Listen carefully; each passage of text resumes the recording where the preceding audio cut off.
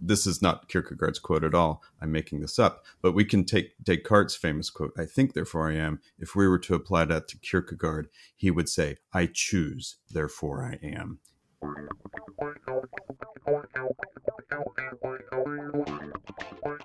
Hey everybody, welcome to Open Door Philosophy. I am your host, Mr. Parsons. I am your co-host, Andrew I don't know what. I need to come up with like a list of phrases. Oh, yeah. Andrew the Noble. Okay.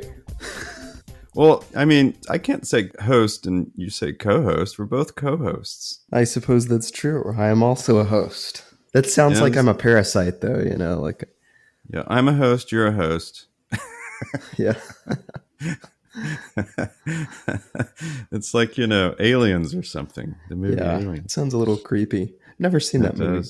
No, it's really good. Hi, everyone. Welcome to, what are we? Episode 95, where we are on the third part of a three-part series on the concept of the self. Not myself or Andrew's self, but just the self. We'll say a little bit more about that here in a bit. But first, Andrew, my friend, how are you doing? Not too bad. I'm experiencing continual levels of fall. Not as much beautiful foliage, unfortunately. However, it's still beautiful weather out here. But I've heard that you in Houston have been having some beautiful weather this weekend. Well, it's beautiful right now. It's still not autumn, which is kind of... So I was reading the weather news the other day because, that's a thing I do. And the last 2 months have been some of the warmest September, October on record. Last week and a half has been very, very rainy, which was great. But usually rain in October also brings cool fronts, and it hasn't. It's just been warm and rainy, which is kind of gross. But a little bit cooler today. I think it was 65 when I got up. But man, all last week it was like in the mid 70s for lows, which is really gross this time of year. But the weather is beautiful right now. The humidity's low. The sun is out. The air is cool. And all is well, Sisyphus concludes.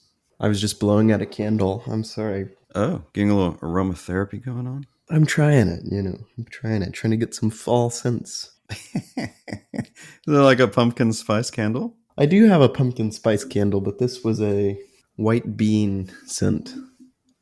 White bean? What the heck is that? What is a white bean? What does a white bean smell like? It says white barn, which I'm assuming is actually the label, probably. Now that I'm getting it. It says sage. Okay. Sage. I'm not thinking a barn smells really great either. No, I don't think so either. It's either really musty because nothing's going on in it, or it's filled with poop and pee. Yeah, I think that's right. Or I guess there could be a hay scent or something, which I don't know why you would want, but I think if it was a hay scent, I would just sneeze a lot. Yeah, me too. Well, anyway, I hope that white barn is smelling good for you. Yeah, I have a story to tell you. Okay, what's the story? We talk about coffee from time to time on this show. Yes, that's correct. So last week at school, I usually drink coffee till about 9:30, and then I switch to water for the rest of the day. But last week at school, for whatever reason, the notion hit me, like before my my third period class, which is when I teach the seniors.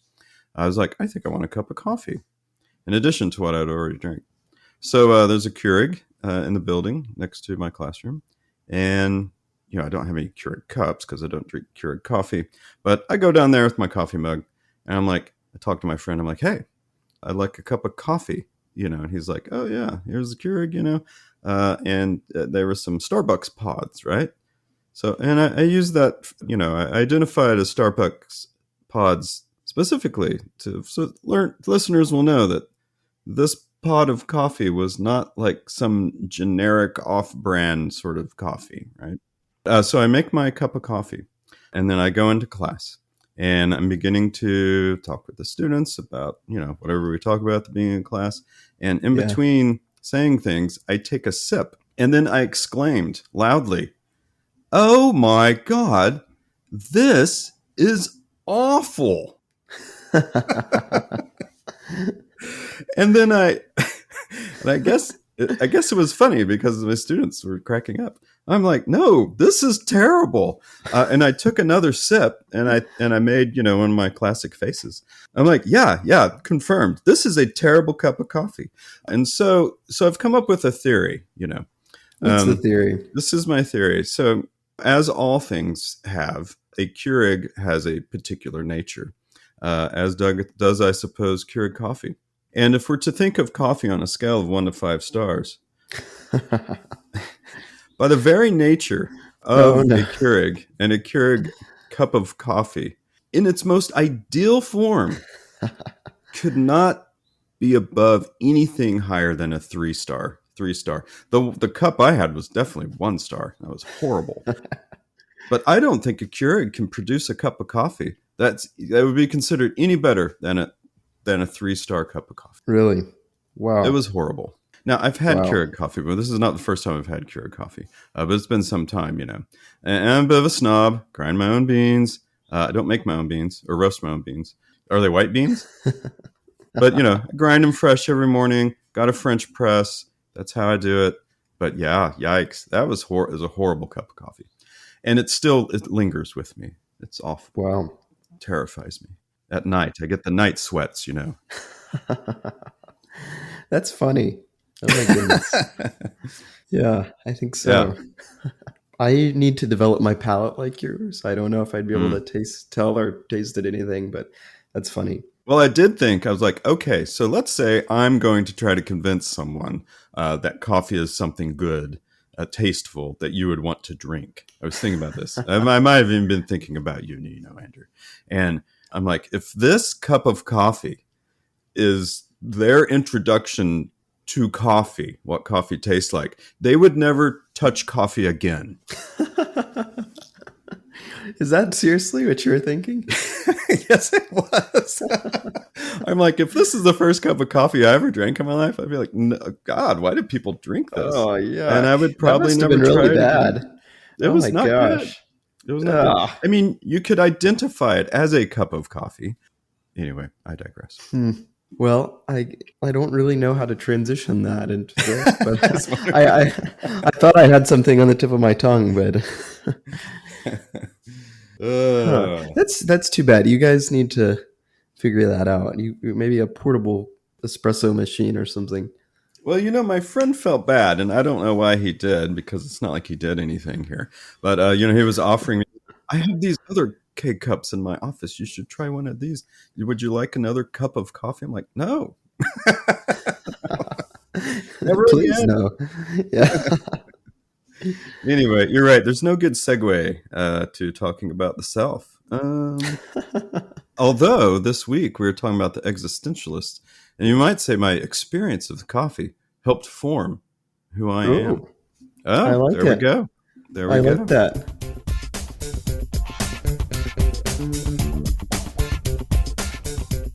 In our first episode of this series, we talked about the ancient conception of the self, where we started with Plato, Aristotle, and we talked a little bit about Augustine.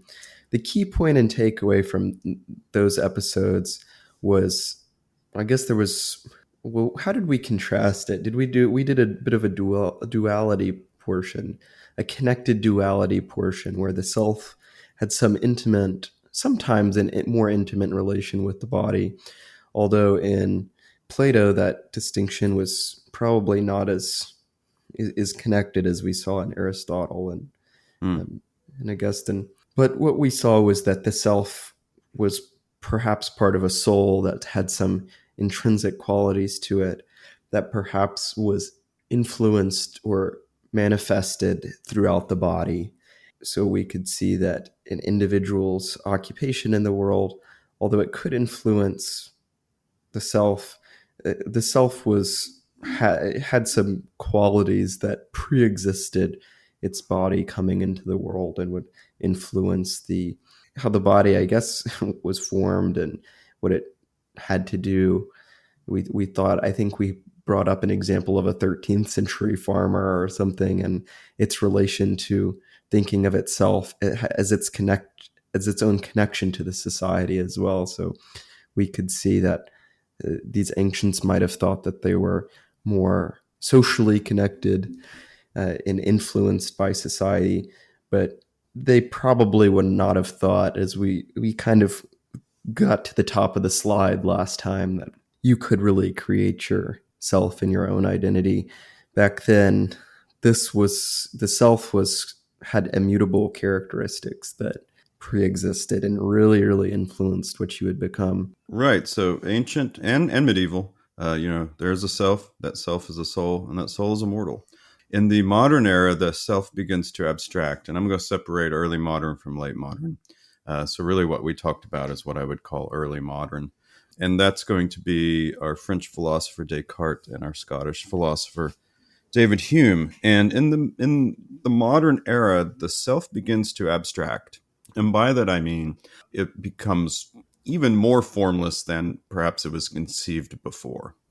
So for Descartes, who's monumental when it comes to conceptions of the self and the soul and the mind, his famous phrase, cogito ergo sum, I think, therefore I am, the mind becomes the I, right?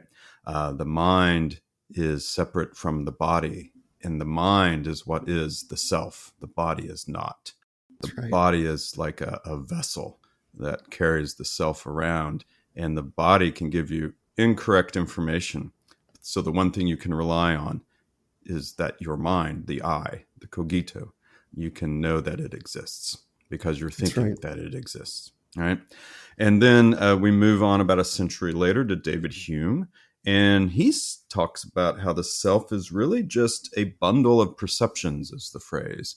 And so he talks about all the sensory data that enters into our brain as we go throughout our lives, and second by second, honestly, if not microsecond by microsecond, that our mind takes all that sensory data and organizes it into a cohesive structure that we would recognize as our conscious experience, that has some sort of coheres to our sense of reality, of what we think reality is. So that's David Hume. And so we see from ancient to medieval, the self is a soul and the soul is immortal. We move to the modern era, and the self becomes more abstracted, as really just the phrase that keeps coming to my mind. We are less, the self is less of us than we think it is. And this all begins with Descartes. Although certainly Descartes believed in a soul. He was a Catholic. It's debatable what Hume was. He was probably an agnostic, but perhaps a deistic type of believer in God. They probably believed in a soul. So anyway, that moves us to our late modern era and really postmodern. This is what we're going to talk about today. I think something today to track when we're thinking about the self is what is, and this is difficult to say, but how is the self defined? How is the self, what makes the self the self? Before in the first episodes, it was really perhaps God or forms, whatever. In Descartes and Hume, perhaps not as much Hume, but we'll see this shift today. We could think that the self is defined maybe by thought. Today, we're going to see this change to something more like your choices and your actions. So keep this in mind when we're going through today. That's right. So we'll start today with Soren Kierkegaard, who we've covered before. Very well-known philosopher. A lot of people love him just because of his background and his life, the type of life he lived. He's a very interesting individual outside of his philosophical theories. If you're interested, you can check that out. He has quite the interesting life. Kierkegaard. So the two we're going to look at. Let me frame it this way. The two we're going to look at is Soren Kierkegaard. He's a mid 19th century philosopher, and then our second one we're going to look at is Jean-Paul Sartre, and he is a mid 20th century philosopher. So there's about 100 years in between them. The thing that connects them is that both of them fall into a school that today we call existentialism. No one named Kierkegaard wasn't walking around like, I'm an existentialist. This term really didn't form till about the time of Sartre. But that's what we identify them as today. And in fact, most identify Kierkegaard as the founder of existentialism. There are some other examples of previous philosophers who could be considered proto-existentialists. Montaigne is a good example. Some people will even cite Augustine as a Yes. proto-existentialist because of the inward nature of his writing. But almost universally, Kierkegaard is considered the founder of modern existentialism, and he most certainly believed in a soul because he was quite a devout Christian Lutheran. That's right. But Jean-Paul Sartre is not. He's an atheist, but yet they both fall under this existentialist umbrella. So I think that might be something interesting we see today too as we go through them. I think a good drifting off point to get on to Kierkegaard is this cogito ergo sum quote that we've talked about from last time and how you started us into the modern period. Cogito ergo sum, I think therefore I am. What is it? We prove the self by thought, and so the self is defined by thought. How does this differ from Kierkegaard? This is a rhetorical question, but I think that Kierkegaard wants to focus on some pretty obvious questions, I think, that would pretty much appear to anyone who reads Descartes. Descartes, I think, therefore I am. Essential question to that is, what is thinking, and what is it that's doing the thinking? Mm-hmm. It's kind of like, okay, cool, Descartes, you prove that we exist. And I think, to give Descartes credit, that's his project. I'm not sure if he's really wanting to give a huge explanation about what the self is. I think it comes out of that discussion. Mm-hmm. However, Kierkegaard picks up that mantle, I think, from Descartes. And he thinks, okay, what is it that's doing the thinking?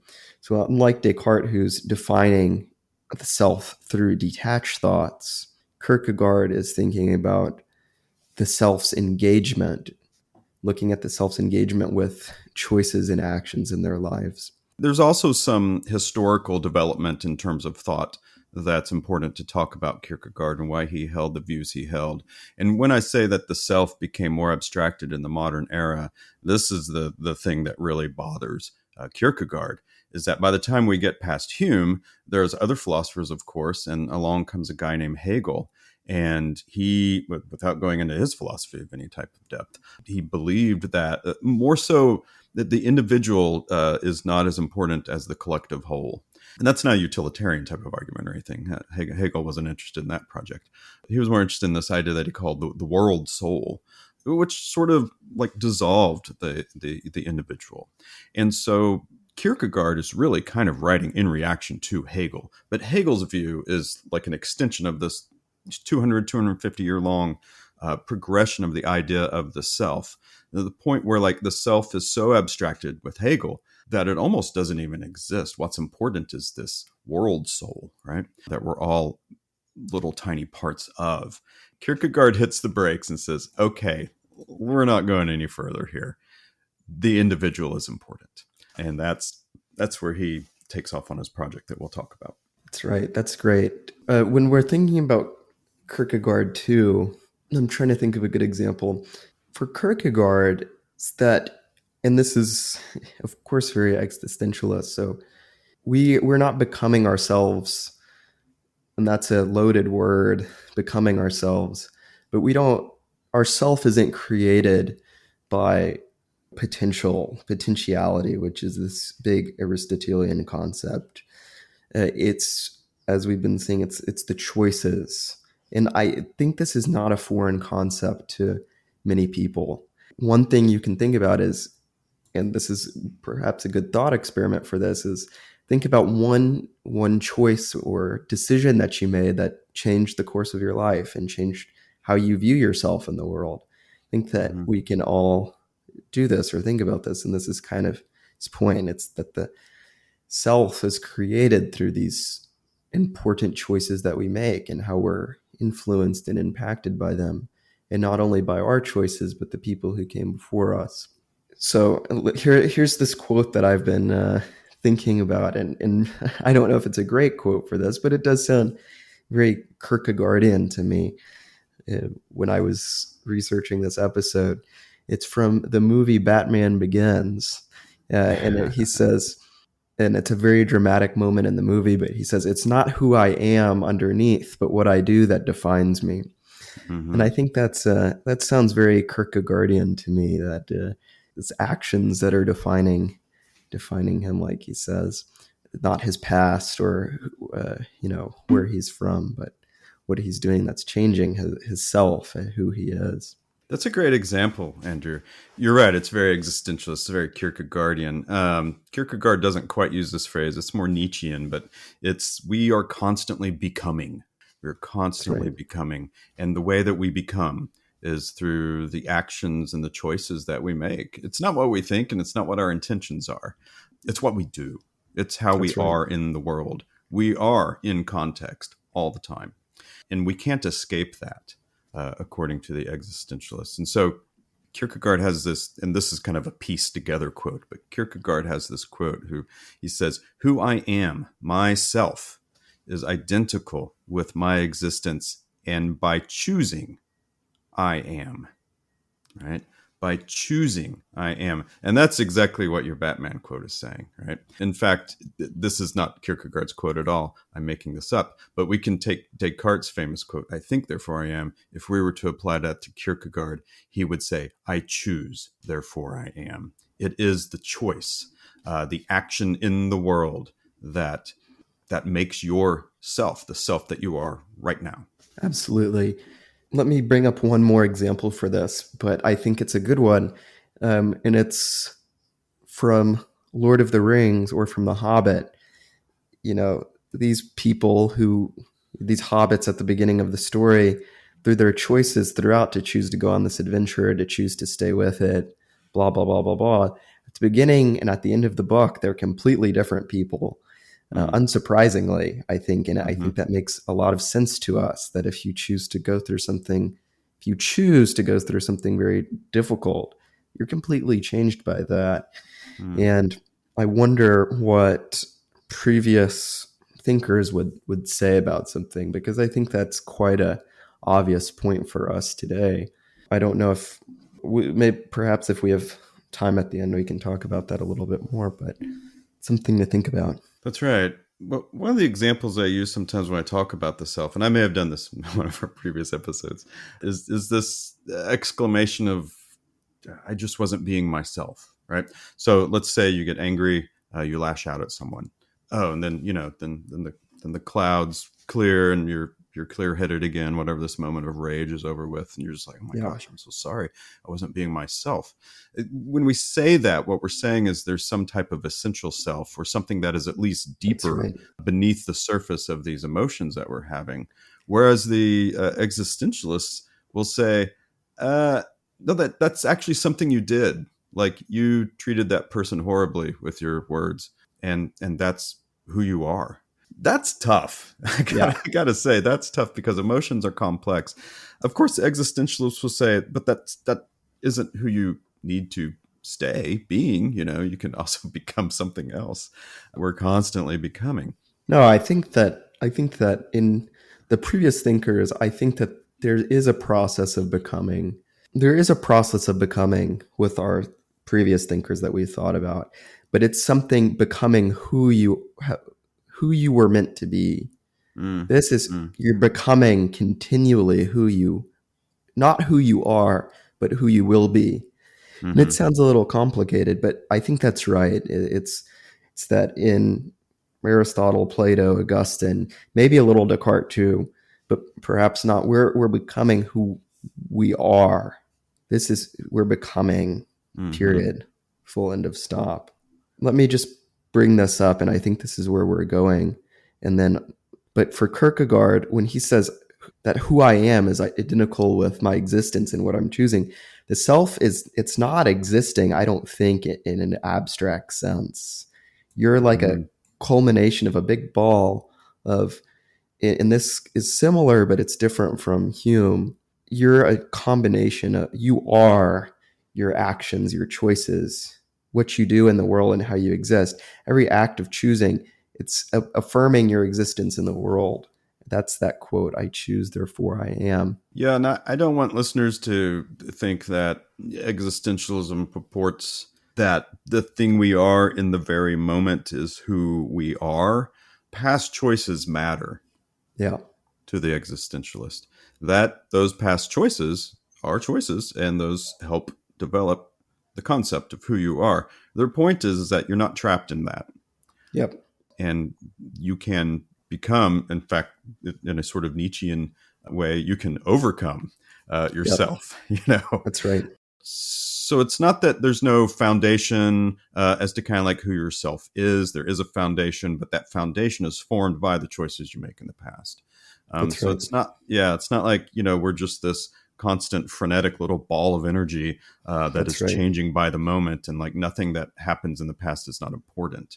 That is important. What existentialists acknowledge is that those things that create the the foundation of who you are is formed through your choices. It's just not some, you know, sort of accidental thing or something that's baked into your selfness.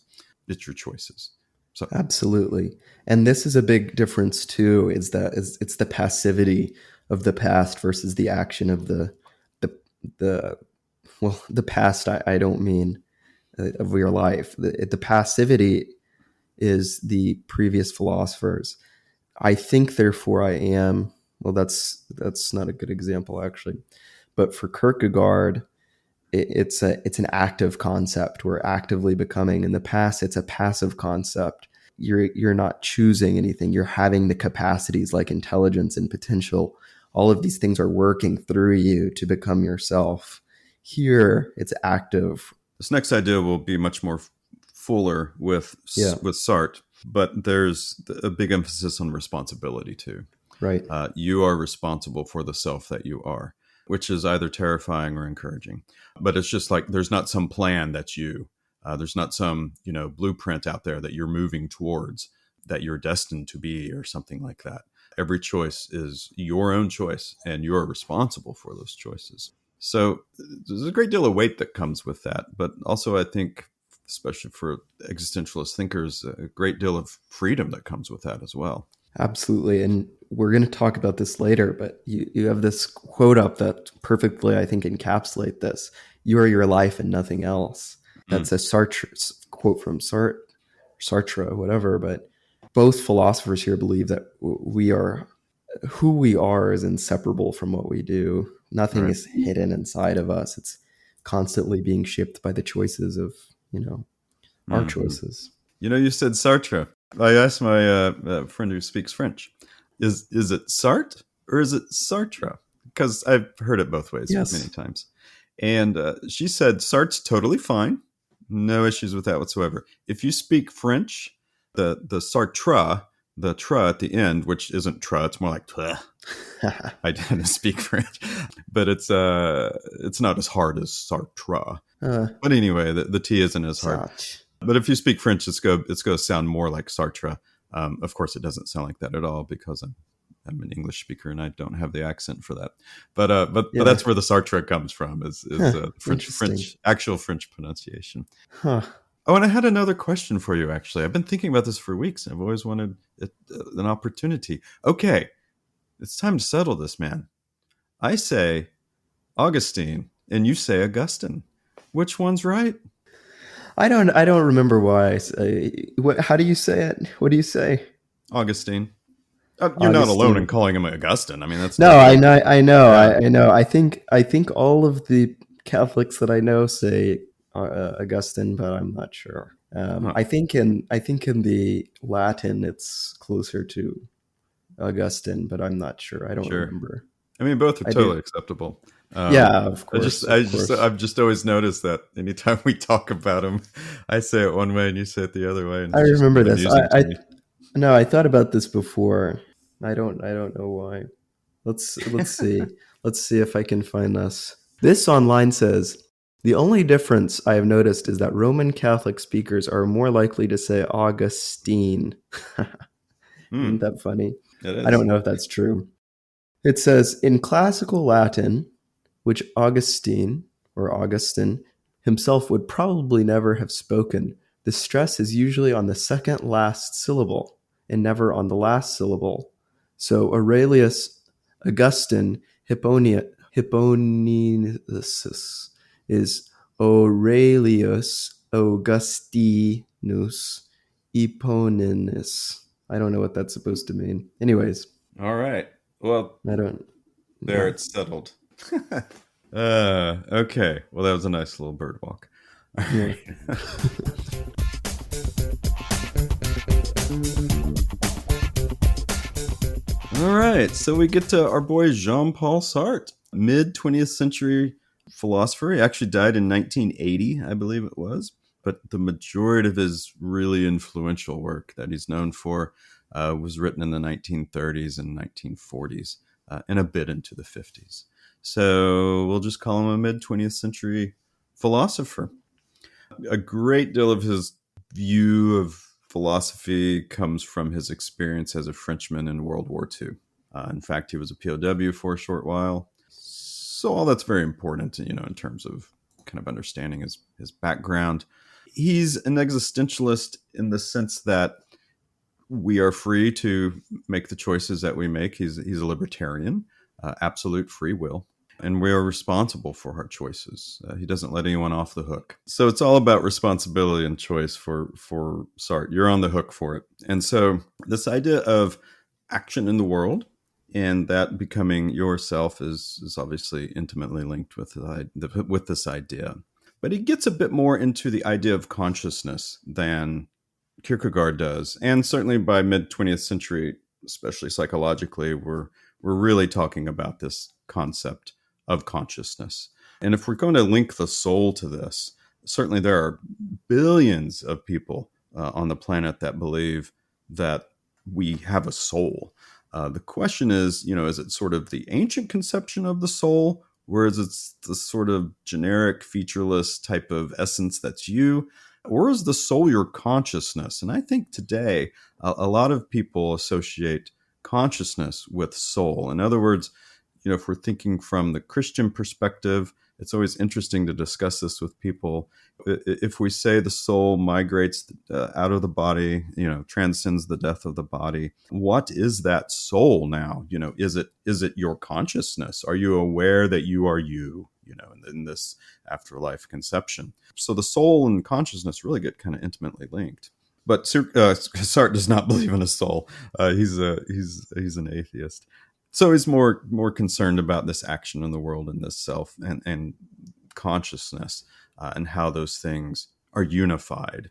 There's one thing that's really interesting to me about, and correct me if I'm wrong, but I think that Sartre believes, and this might be a minute point, and you might have it in your notes, but I think that he thinks that, maybe he doesn't explicitly say this ever, but it's my impression that he suggests that the self can fully disappear when it's immersed. So for example, Yes. if you're caught up in a good book, like if you're reading, let's just stick with the analogy of Lord of the Rings. If you're reading about the Lord of the Rings, I think we've all had a point, even if it's not been with that book, where we've just been totally encaptured in the prose or something, and we can imagine ourselves there. I think Sartre would say that the self has kind of disappeared, and since we've forgotten ourselves. And so Sartre might argue that that's proof that there's no self that Mm-hmm. really exists. And in that moment, it's just you're kind of processing the book and the tea. If you're drinking tea, I don't know why, but you're kind of encaptured. Is that right? Am I getting that right? That's a great example, Andrew. This really can bring us to Sartre's idea or explanation of how consciousness and the self and actions in the world combine with each other. So let me unpack this for a second. When we think of the self, especially in the ancient conception, the self is something that is within. And even you might even think of it in that way from Descartes' viewpoint, which is there is this thing that is thinking and it's kind of inside your body, kind of inseparable from your body. But you get what I'm saying. The self is something that is either in or behind consciousness. When we use that example I used earlier, like, oh, I got angry, I wasn't being myself. That's what we're saying. There's a self that is either in or behind our consciousness, right? But the existentialists believe that the self is out in the world, that they acknowledge consciousness. It's very important, especially, and we won't get into this fun word, but the phenomenological perspective that existentialists hold that started with Husserl. Well, phenomenology goes back before Husserl. But anyway, I digress. There is consciousness, but it's not internal. It's external and interconnected with the world. So let me use a quote by Sartre. He says, "The self, as the form of subjectivity and of the cogito, is encountered in the world that persons share with one another, i.e., an intersubjective world. So if we break this quote down, when he says subjective, what he means is the internal form which one experiences the world. This is consciousness. Cogito is the thinking subject, one that reflects and recognizes its own existence through thought. And then at the end, he says, i.e., an intersubjective world. Inter means connected. Think of like interstates, right? Interstate highways. Sartre says we have this shared reality between subjects. So that's me, that's Andrew, that's other subjects in the world, other people, implying that the self is shaped and perceived and recognized within these relationships and interactions. So the self is not just purely consciousness, and the self is not in consciousness, although that's very important.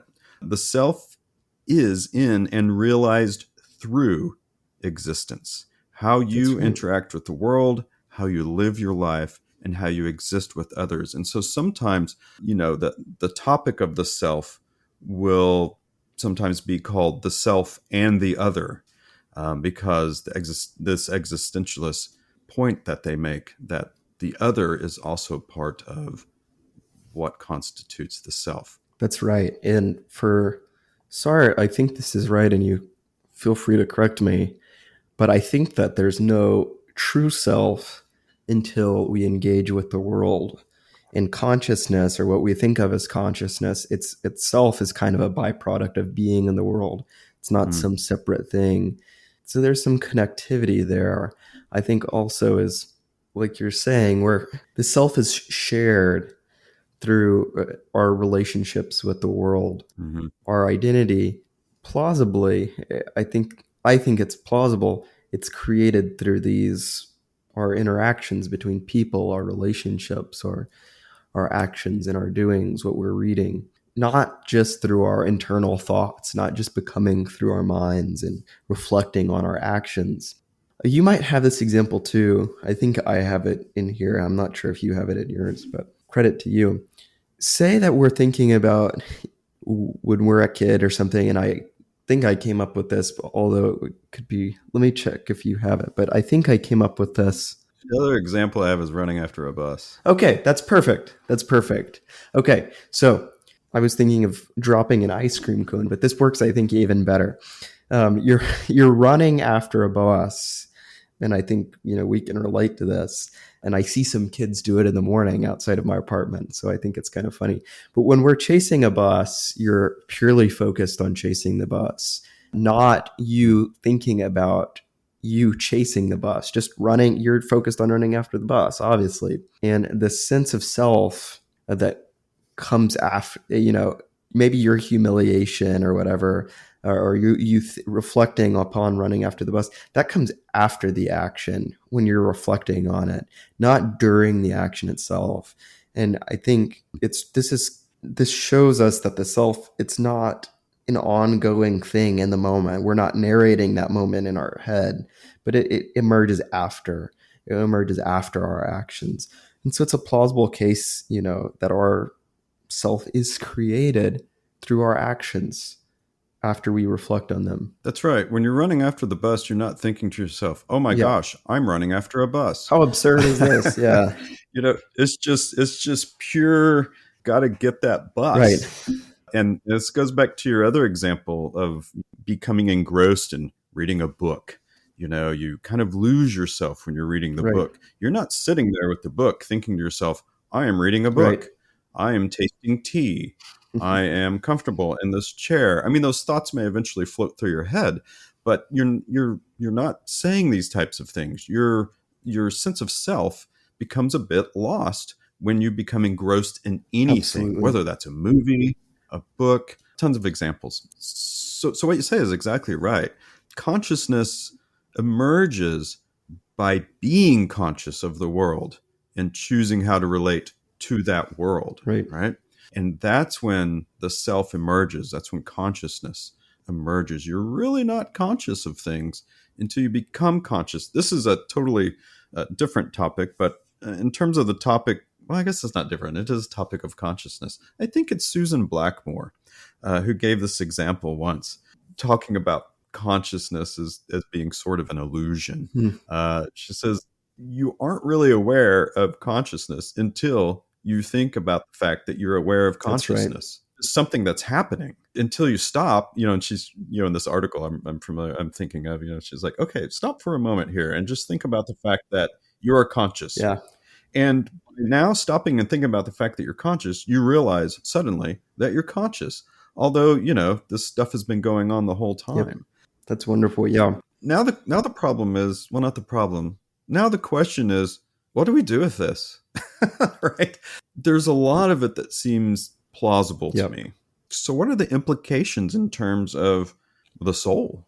What are the implications for ourself and our identity? I think we can take it two ways, and I think this is how either of these thinkers would think about it. Kierkegaard would probably consider that this, as you mentioned earlier, he would believe in a soul. I think that he would probably say that there's some characteristics of our body that will predispose us from, our upbringing and past choices. But I think on large, the soul, the self, exists, but it's probably created.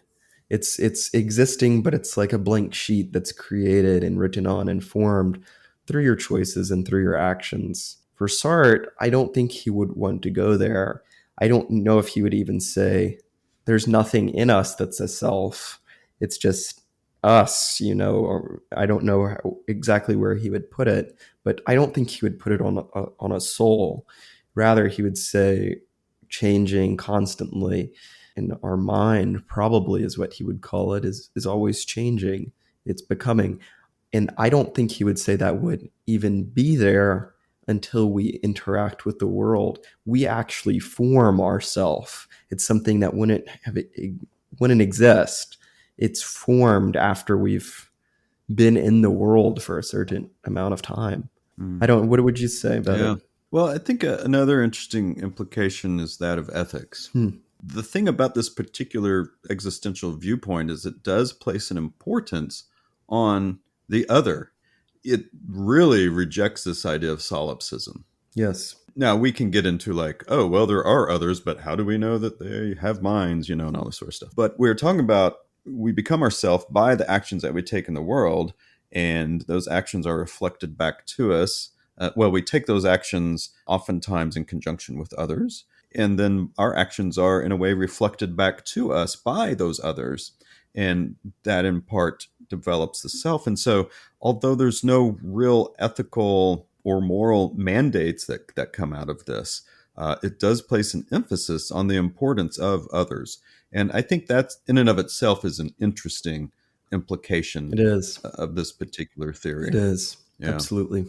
Let's come back for a second to this quote that I think you raised, or at least you have. You are your life and nothing else. Kierkegaard probably wouldn't accept this in totality, but I think the sentiment exists there. Both of these thinkers think that, or rather reject the idea of some metaphysical self, I think, probably, that exists. Instead, both of them think that the self is somewhat created, is a reaction by our decisions, our commitments, our choices, all of these things. That's what creates, or perhaps for Kierkegaard, imprints the soul or the self. This quote, you are your life and nothing else, it's a big rejection from what we've seen in the past, from the previous two episodes. That any self exists independent of our lives and our actions. It's something to think about. It's an interesting concept for sure. What's one takeaway that we could have? Think about the choices and actions that define you, or if you look back in your life that seem to define you. And I think we can all think of these. I think we all do. It's a reflection of our own being. Perhaps for Sartre, this would be our body telling us to become, to reflect on ourselves, it's our natural way of thinking. We all have the things, oh, what if we did this instead of this? Or, wow, if I would have made this decision, my life would look completely different. Yeah, that's the point. So you could ask to yourself, okay, if you could be known by the choices you made, or if this statement is true, what do these choices say about you, or if you could choose one decision and think about it and change it, how different would you be? Something to think about. Well, thanks for listening, everybody. We're so glad that you did pass this along to some of your fellow selves out there. No, that sounds like there's multiple yous. Your others. Pass this along to the others in your life. Goodness. Yeah, please pass it along. You can do this by subscribing to us on Apple Podcasts, Spotify, YouTube, or any other place you listen to podcasts. Give us a review, a rating. Send us an email at contact@opendoorphilosophy.com. We'd love to hear from you. We are actually about to record in a few weeks our last episode of the season. So if you want us to answer any of your quick questions on that episode, feel free to send them to us. We'd love to hear from you. And I think that's all I have to say. I think that's all. We got to give a shout out to our boy Kevin MacLeod. Thank you for your uses of your free music that everyone's listening to right now. It's super groovy. It is. And that's it. That's all. So remember, guys, when you're out there in the world trying to figure out how to navigate it, when you're in need of some philosophy, the door is always open. See you later. I need to center my cheese, whatever it's called. Cheese? It's not cheese. Although, have you heard, speaking of all of these drinks, have you heard of that milk froth cheese foam? No. You should check into that. It's delightful. Cheese foam. It's cheese foam. You haven't heard of this I don't cheese think foam? cheese is meant to be in the state of foam. At any It's point. quite delightful. No, I've not heard of this. Say. Yeah? Let me see. What do you put it on? Put it on milk teas. Let me send this to you in our... Okay. Anyways, Oh. it's Let's fine. see. It's kind of delightful. I don't really like it, to be honest, but it's an experience. So It's an experience. This is what happens when you move away from home, Andrew. You start getting all these crazy ideas from wherever you're living. That's right. I think this is some East Coast garbage. That's what I tell everybody here. I really do. I say your food is a bunch of garbage. Anyways. Oh man, how to make homemade cheese foam for milk tea? Huh? Look at that. It's okay. I think it's kind of salty. I haven't had it in a while, but Can you use? I haven't read all of it, but can you use any type of cheese you want? I think it's cream cheese. I think it's mostly cream cheese. Not sure about that, but that's my impression of it. I'm not gonna make like sharp cheddar. No, cheese foam. I don't think that's the intent and purpose of the cheese, but perhaps it is. All right. Oh man. Okay, we're gonna be serious now. Serious.